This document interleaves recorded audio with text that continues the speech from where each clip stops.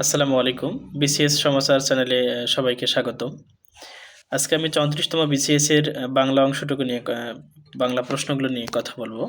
প্রথম প্রশ্নটা ছিল যে চর্যাপদ আবিষ্কার হয় কত সালে? চর্যাপদ আবিষ্কার হয় 1907 সালে এবং মহামহোপাধ্যায় হরপ্রসাদ শাস্ত্রী নেপালের রয়্যাল রাজগ্রন্থশালা থেকে এই চর্যাপদকে আবিষ্কার করেন।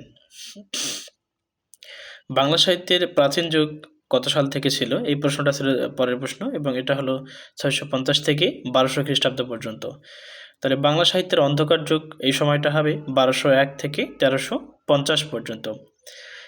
এরপর প্রশ্নটা ছিল ফোর্ট উইলিয়াম কলেজের অধ্যক্ষ কে ছিলেন? যে ফোর্ট উইলিয়াম কলেজের অধ্যক্ষ ছিলেন হচ্ছে উইলিয়াম ক্যারি।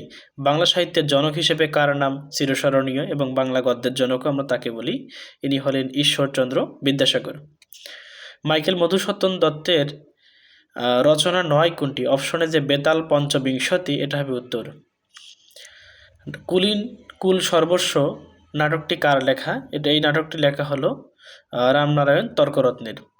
আচ্ছা, নীল দর্পণ নাটকের বিষয়বস্তু কি ছিল? নীল দর্পণ নাটকের মূলত বিষয়বস্তুগুলো ছিল নীলকরদের যে অত্যাচার, এই বিষয়টাই এখানে ছিল। রবীন্দ্রনাথ ঠাকুরের একটা উপন্যাস হলো ঘরে বাইরে। সৈয়দ মুস্তফা আলীর প্রবন্ধ গ্রন্থ কোনটি? তো 34তম বিসিএস এর অপশন যে পঞ্চতন্ত্র ছিল সেটা হবে উত্তর।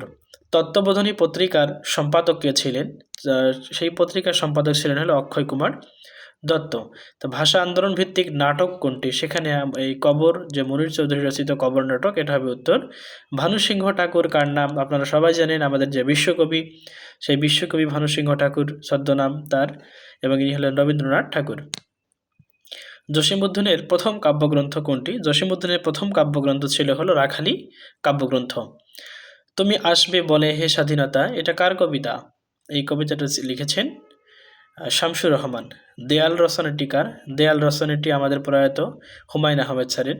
মুক্তিযুদ্ধ ভিত্তিক উপন্যাস কোনটি? সেটা হলো হাঙ্গর নদী গ্রেনেড।